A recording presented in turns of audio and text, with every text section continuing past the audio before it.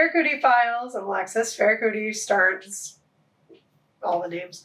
And this is Barb Frig, who is my partner in crime and helps me lead the walk every year for suicide prevention for the LaSalle County Out of the Darkness walk through the American Foundation for Suicide Prevention.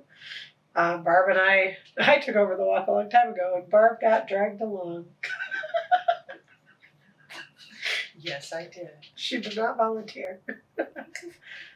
She unwillingly did, I guess. And it's on the record now. You just... Yeah, Barb's been helping me with the walk since 2015. It's been 10 years this year. Yeah. It's crazy. It is crazy. It's been a long time. Look how much has changed. That's really... Maybe that's a good place to start, thinking about... Was our first walk the one that got rained out? It was the second. That was the second. The first one was... First one was cold and windy. If we did it here, right? It was in the lobby? That was the rained out. No, but I thought the lobby was still where we did the first one, then we walked in the sunshine the first one. And then it got rained out, so we had to bring everybody totally inside, remember? Yeah. So that was wild. So we've had 2 walks here, basically, now. And the first 2 walks, I think, raised a total of like $10,000. Yeah, something like that. The second walk, I think, is still one of my favorite walks because there were a lot of people. I mean, there's like probably 150 people. In the atrium. In the atrium of this building. And in my front lobby because we couldn't fit everybody in the atrium. Yeah. But we had to pull together because it was raining outside. We had to pull everything inside. Instead of having anything outside, we had to pull it all inside. Yeah. And there were so many people in one place. Really packed in. Really packed in. And because we had all the walk activities too, like face paint or beads or all that. That was all inside and all the raffles. Yeah. We made it work. We made it work. And that was probably the most fun walk. Everybody walked in garbage bags. Mm-hmm. In the pouring down rain, we all walked in garbage bags. They still showed up. Yeah, they still showed up and still walked. And I thought that was probably, I still think that's probably the coolest thing. Yeah. That's where I met my little lady friend. She told me about her story of survival. Yeah. And she makes sure she comes up and says hi every year. I love that. She's a little sweetheart. I love that. I'm so glad she's still with us. Yeah. Yeah, I think that's, for me, I think that's been the most rewarding part of the walk. Has there been a lot of years where, like, whatever, the monetary goals are amazing because they do really neat stuff with the money that's raised. AFSP, all 88 cents on every dollar goes back into research, advocacy, and prevention efforts, whether that's through walks, whether it's paying for advocates to go to the state or the national level to advocate for different policies like 988 or Mental Health Parity Act or, whatever new thing they're working on, right? Or it goes into research. So they can fund therapies like CBT, which was a therapy that, believe it or not, it's now so widely accepted, right? It's everywhere. That was a therapy that initially did not have enough studies in it to meet the federal grant level to get a federal grant. AFSP was the initial funder of CBT, so they could get enough case studies to meet the federal grant level so they could get federally subsidized, which is pretty cool, considering all the things that they're able to do now, and considering all the people I know who use CBT, it's really helped them. So, that's really cool to be a part of an organization that saw the value in that and wanted to make sure that other people got the benefit of that value down the road. So whether it's putting money back into that or putting money into local programming, like, we were supposed to do a training with the cops this last year, but it's been so short staffed. They're just hiring now, so hopefully they'll have enough that we can actually do it this year. But there's not enough people on shift to do an off shift training. Like, it would have been really difficult. Kyle and I have been talking all year trying to find a time that works, and it's just really short staffed right now. Unfortunately, there's a shortage of police and fire, so they've been trying to hire. I mean, they've been bulletins all over the place to hire police officers. I mean, not just for our town, just generally. Yeah. There's a lot of police officer openings. So that's been one cool thing that we've been trying to work on. But AFSP will provide trainings for free to any workplace that calls and says they want training for what suicide awareness looks like. The program is called Talk Saves Lives. It allows us to talk about what it might look like in a coworker that you don't really know, like you're not personally friends, you're work friends, and you only know, you don't want to intrude, but you do want to try to help and be there. Talks about how to do that, how to identify the signs and symptoms, how to know when like somebody being late for work consistently might be a sign of like depression or other things going on at home that can be triggers for those things, and how to talk to them about it, make sure that they're getting the resources they need. Because I've said this before, but we can't be the resources that the other person needs because we're not trained therapists, psychiatrists. Right. We can be your friend. We can show up and sit by your side. We can help you find those resources. I can sit down and look up, numbers for you and call the numbers with you and help you get where you need to go. I can do all that, but I don't know how to fix the problem or how to help you fix the problem, because nobody can fix the problem except for you sometimes. Like sometimes it's an only you thing and a nobody else thing, and the therapist has to help walk you through it so you figure out how to walk through it. I say this like every podcast, but everybody should have a therapist. But anyway, everybody should have a therapist. Sometimes mine is Barb. Sometimes it's my mom. Sometimes it's my sister. Sometimes it's my real therapist. It really depends on the day. Sometimes it's my poor husband. And a lot of times it's my poor husband. So, like a lot of times it's Jeremiah. Poor Jay's the therapist for Sophie and I in our house when things go wrong. But that's, like I said, we can't be each other's therapists. Like these people hear me out, but they're not the person who can help me understand my brain better and walk through it because they're not classically trained in that. So that's why I have a therapist. So I can call my therapist and say, listen, I did bounce this off my people, and this is the best I can come up with so far. And then she'll say, well, listen, what about these 3 things that you're not considering? And I have to think about, how my thought process impacts that, or what I could do different to make my thought process different, all those things. So I think that's, a really important part of all this too, is the walk is a place to find people who will sit with you when times of trouble are occurring. It's a place to find people who understand what you're going through or have gone through similar circumstances. I might be able to sit with you and understand how your brain is functioning and then help you get the help you need. But also it's a place where you can actually find that help, because like most of the mental health places in our area do come and support the walk and are there. Yeah, they have booths there. You can go and talk to them. Right. You can meet all their therapists. They can meet you can meet all of their therapists and talk to them and kind of get to know one another and which ones you like best, and which ones maybe you didn't like as much, and it helps. Because therapy is really hard, right? I think this is a point that we hear a lot of times at the walk. There's such a stigma about therapy, and there really shouldn't be. No, it's just like going to a regular doctor. Yeah. But also, I think the other hard part is sometimes I hear a lot at the walk anyway. I've gone to 50 therapists, and I didn't like any of them. Yep. Keep trying. Keep trying. You have to just keep talking to people until you find one you click with.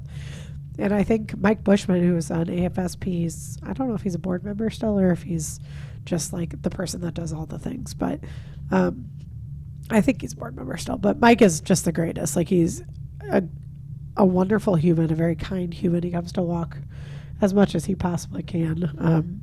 But he talks a lot about his story. Like his story is probably one of my favorites because he says they put him in traditional therapy. He went through like 150 therapists and none of them worked for him because he didn't like that person or like didn't click with them or they didn't understand. They tried him on like 40 medications and he was like, I don't like any of these. Like none of these are working for me. These make me feel funny or whatever, and finally he figured out for him, he found a therapist he liked, and they figured out together that for him it's hiking. So like Mike hikes everywhere. Like he and his family travel the country and hike, which is awesome. Like it's great. Like that works for him. Like it does help. So I tell people all the time, like the problem with mental health, I think the biggest, like the hardest thing with mental health is when you have a cold or you have like a flu, right? They're like, okay, here's amoxicillin or here's whatever the anti-nausea one is. Like take these things and you're going to feel better in 48 hours. Not the case here. Yeah, it's not the same in mental health. It can be if you figure out what the thing is. Like for Mike, it's hiking. I'm feeling down. I need to go on a hike. When I get out of that hike, I'm feeling a little better. And maybe I'm not. So maybe I hike again tomorrow.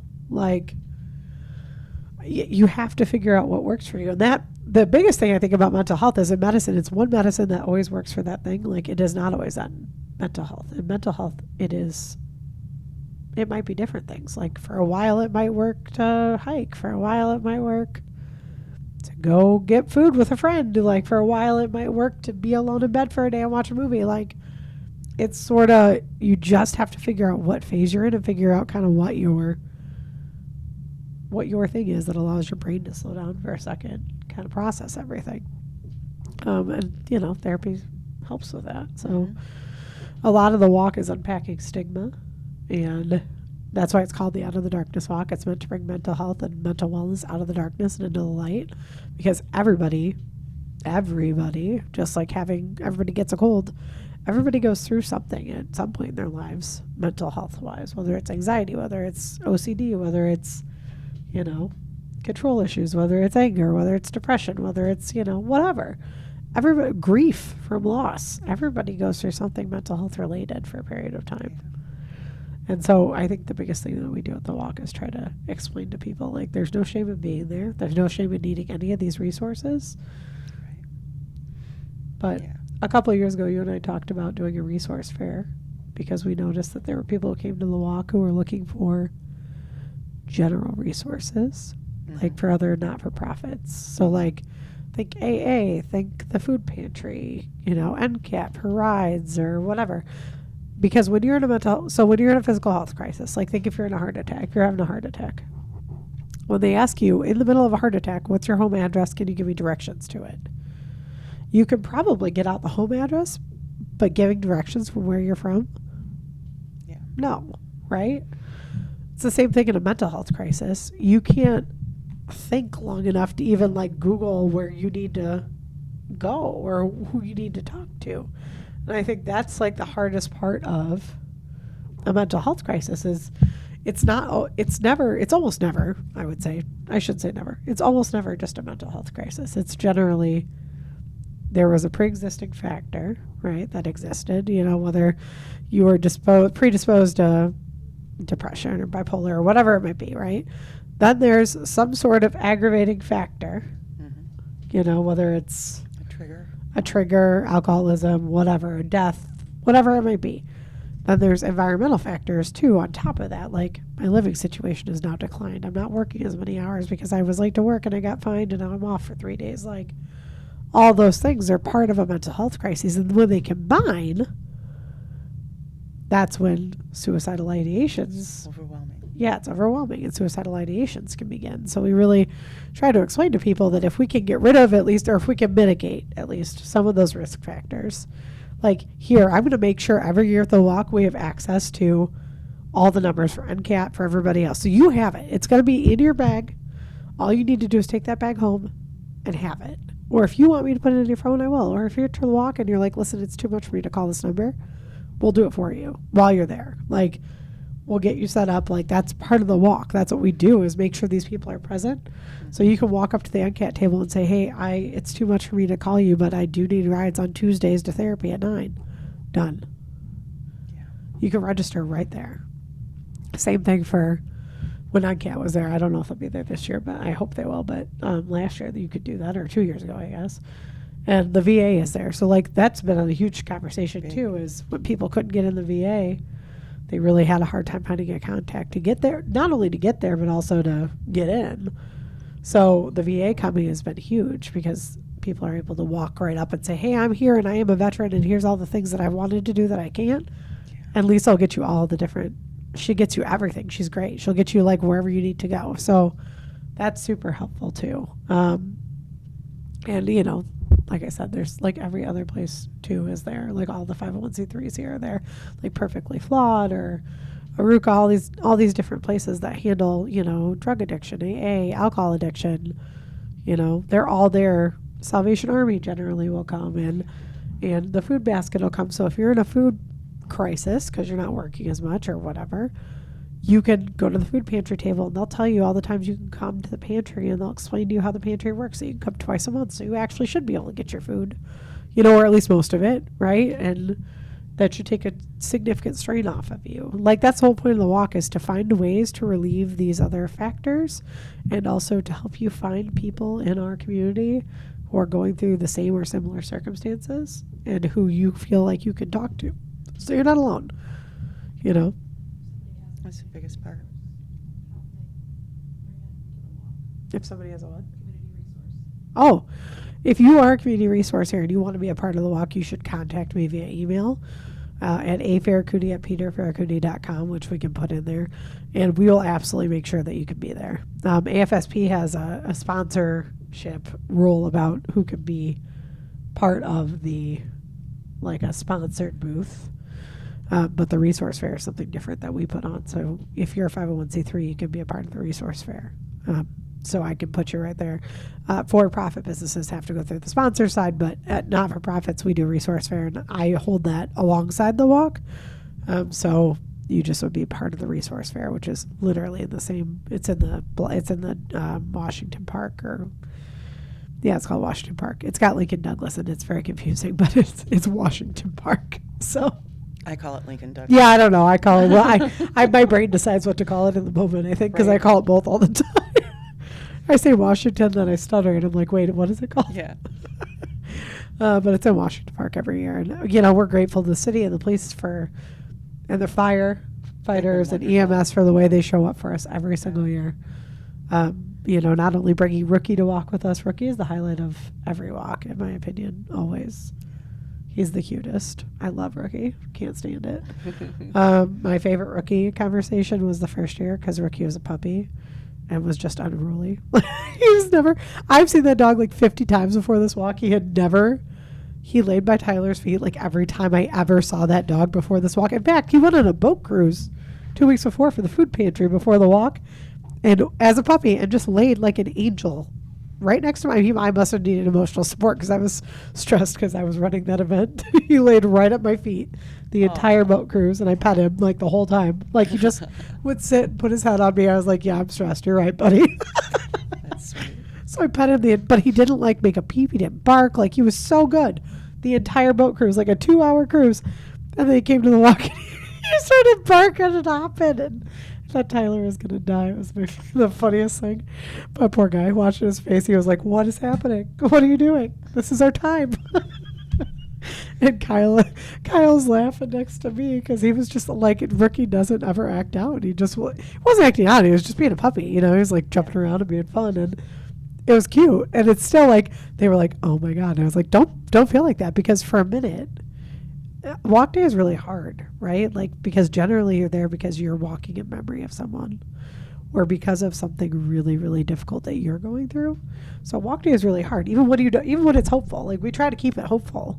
Yeah. But even when it's hopeful, it's still really hard, because you're still walking for people you love, or for yourself through your own heart struggles. So like, it's still a hard day. And Rookie, like, jumping around, like, everybody in the crowd totally like forgot for a minute, I think, whatever they were like hyper fixating on, and just looked at him like being funny in the middle and laughed. Like, it was like full laughter by the entire crowd for like 5 minutes, because he was just so cute.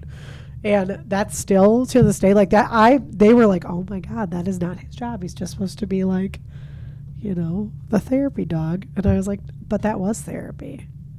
Like, I feel like we kind of missed it, because that was therapy. Like, everybody laughing. He made everybody laugh. He got them all out of the moment. He saw a crowd full of people. That dog is far more intelligent than anybody gives him credit for, because he saw a crowd full of people who needed emotional support and found a way to do it. He acted in a way he had never acted, which totally to me says, I know what I'm doing, because that dog is well trained. Rookie is well trained, like well trained. So like, for him to act out, I was like, he's doing that on purpose. Yeah. He did it. It was great. Anyway. Still my highlight, I think, maybe of every walk. It was Rookie's first year at the walk was my favorite. I was like, because everybody just totally changed, like in an instant, it changed the entire mood of a park. And like, that's the whole point of this, is to let you know, like, you're not alone. Because when everybody laughed, like, it wasn't like, so there's lots of different groups of people at the walk, right, that don't know each other. And like, we do the color bead activity where you identify with a certain loss, and then you get to meet other people going through that, which is really neat, right? That's a cool activity. But like, you don't bond with everybody at the park. Like, you're all there for a common reason, so there's some solidarity, but like, it's not that like bonding, but like for a minute, everybody totally let their guard down and like interacted. And I think that was the coolest. I think that's one of the coolest walk moments we've had so far, because everybody totally let their guard down and interacted. And I loved that. So the walk is the hardest day of the year and also the most fun day of the year, in my opinion. Like, I love that sometimes we don't even know, I think, how we affect people at the walk. Yeah. Yeah. Like, there has been a couple times that people after the walk have sent me a message and just said, you know, I was having a really tough day and coming today changed my outlook, so thank you. And I was like, You get a lot of that. yeah, what an impact. That's the point. I tell everybody, it doesn't matter how much money we raise. Like, I love AFSP. Like, they're not in it for the money either. They don't care that I'm saying this. Like, it's not about the money we raise. It's about the way that we impact the lives around us. So if one person came to that walk ready to leave this world because they didn't feel they had anybody, and they leave knowing that they have people, or they found a friend, or they have resources, we raised everything I want to raise. Like, that's good. Yeah. I'm good. That's a good year. That's a great year. Yeah, that's the point. That's what we're trying to do, is let people know there's hope. You're never alone. Like, I've said the phrase, you are not alone, since year one of this walk in 2015. Yeah. You are not alone has been our tag phrase for years, and I truly mean it. Like, I have met so many people through this walk that are now friends that I've walked with now for, 10 years. And I say every year, like, come find the redhead. If you don't have anybody to walk with and you're like afraid to walk or afraid to come to the walk and watch for a minute, and then come find me. I'll walk with you. We don't need to like know each other. I'll get to know you on the walk. It's a 25-minute walk. I'll get to know you, and you'll have my number when you leave, and we'll be friends. Like, you're not going to leave alone. That's the whole point of the walk. Yeah. Like Barb's lady, she didn't leave alone. Now she's got Barb. It's really neat. It's cool to have that impact. She was late one year, and I got real nervous. And then she showed up. It's like, oh, there you are. Yeah, I remember that year. Yeah, that was a little scary. Yeah. But Yeah. It's good to see the same. It's good to see. I mean, sometimes I don't like the reason, but it is good to see the people that we've made friends with over the years, like the last 10 years. There have been a couple teams who have walked the entire time with us. yeah. So seeing them every year is really neat. Getting to watch like how their stories have changed and how they've used. Like, that's so, like, for me, when I got involved in 2012 after Pat died. That's when I got involved with the AFSP. I started walking in Bloomington because I walked with all of our friends. And then I kept walking in Boston. I walked in Boston in 2013 and 2014. And I started advocating for them in 2014. And then I came home. I became a lawyer, took over the firm. And then I was like, I can't take a week off to go to D.C. Can't take a week off to go to D.C. anymore. That's not going to work. So I do state level advocacy now. But and started running the walk. And like, since we've been running the walk, I feel like the things that have changed in the world and in mental health in comparison to how AFSP has not changed. Like, AFSP has adapted to growing mental health. Their vision is the same. But the vision is the same. Yeah. And the people have, like, consistently, that's the thing for me about AFSP. The people consistently show up and showcase the vision.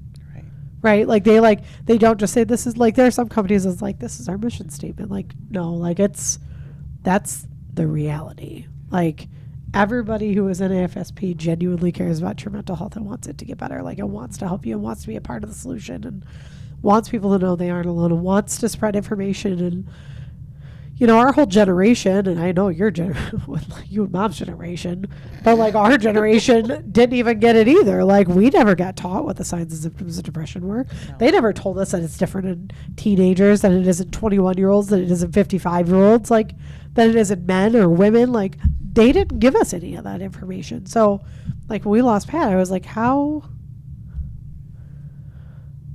do you not, you know what I mean? Like, I didn't know what to do. Like, I didn't know how to process that. I didn't know how to help my friends. I didn't know how to help anybody who was in that situation, like I didn't ever want to. You're wondering, what could I have done? What signs did I miss? And yeah, I mean, I think that's the most common thing we hear is all I think about is what signs did I miss, and I think that was the whole reason I know when I started, that was the whole reason I started doing it, is I want people to know the signs. So we do Talk Saves Lives at the walk. We're going to try to do it again this year at the walk and do an actual Talk Saves Lives presentation so I can talk about it with everybody. But like, if you work somewhere and you want that presentation, email me. I'll come give it.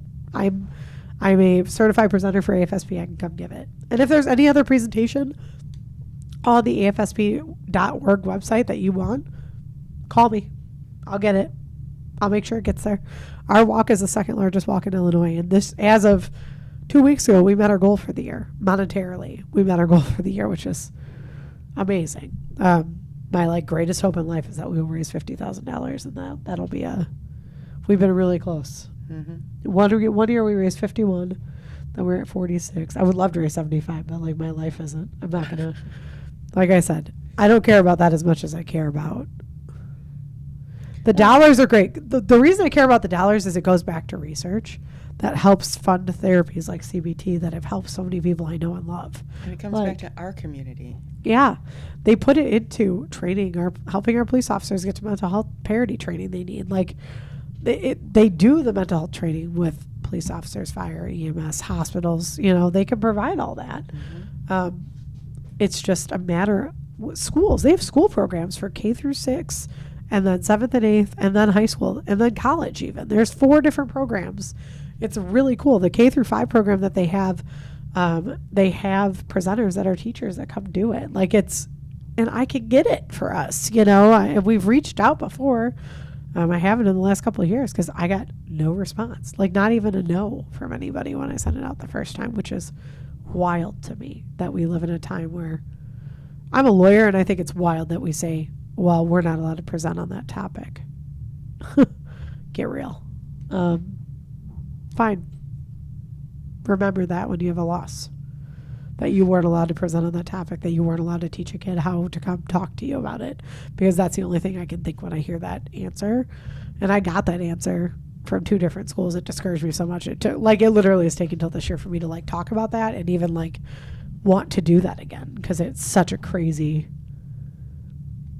I don't know if I've ever been more disheartened than by that response, which was a phone call. Both of those are phone calls. But Barb shares an office with me, so she gets to hear, everything I do. So whether she wants to or not. This is true. So she heard your phone calls, just so you know. And I not remember. Not that we hated you at the same time, but we did. But yeah. But if you can only, it's like you said, if you can help one person, yeah, you gotta. Then it's worth it. Yeah, you gotta do it. You gotta be there. Yeah, yeah. And the way you help a friend isn't. The way you help a friend isn't offering solutions. It's not trying to minimize it. It's let me sit with you until you're ready to call a resource. Yeah. Let me just let you know that I'm here and I'm listening until you're ready to talk to somebody on your own. Because that person has to want to do the work too. They have to want to get through it before they can get through it. Or they have to want to try to get through it. Maybe they don't have to want to totally get through it, but they have to want to try to start the process. You can't force somebody to therapy. You know what I mean? You can't force somebody to go get help. You can't force somebody to get sober. You can't force somebody to do any of those things. All you can do, you can't control anybody else's choices. All you can do is accept that they have the right to make their own choices, and when it doesn't detrimental to your own mental health, to show up and sit. And just listen to them. Yeah. Just because 9 times out of 10, they just want to vent. Yeah. They just need somebody to be there for them and listen. Poor Alyssa's my constant vent sounding board. And then she waits. I can tell when she doesn't want to say something to me because she doesn't know how to. She's like, I want to punch you in the face. So she gets really, really quiet for 10 minutes. And then she'll be like, I just think maybe. That's how I know. That's how I know. You know what, Jeremiah and I do that now too. Are you venting or am I providing solutions? Do you need to let it out or am I trying to provide solutions to this problem? That's how we start talks now. Because a couple of years ago we figured out that he didn't want solutions, and I'm a fixer. So when you complain about, if you're like, oh my God, this happened, I'm like, oh my God, I'm going to fix it right now. Because I can't stop myself, apparently, from doing it. No matter how hard I try, I can't stop myself from being like, I'm going to fix it right now.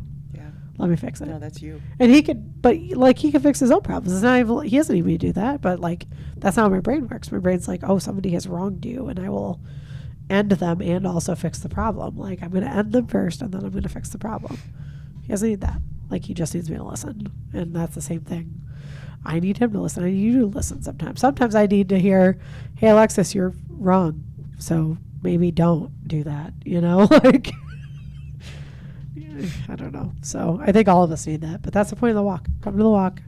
October 11th, Washington Park. It'll open at 10. Mm-hmm. It'll go from 10 until 2. We'll walk at 2. It'll be done by 2:20, 2:30.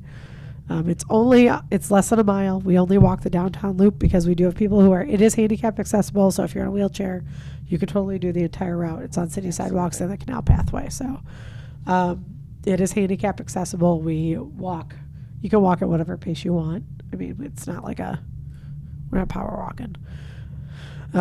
So by any means, it takes like 20 minutes to walk the mile. So we're not power walking by any means. It's really about walking in memory and walking for yourself. And so, like I said, the walk is a really cool event, and it's changed over the years significantly for the better. For the better. We hope to have 300 plus walkers this year. So come join us October 11th at Washington Park between 10 and 2. We walk at 2 o'clock. There'll be lots. There's art therapy events sponsored by the United Steelworkers. All the unions show up, and really all of them, like truly all of them, show up. They donate the tents to us, and iView shows up every year about when volunteers for the event helps us set up and tear down. That's huge, man.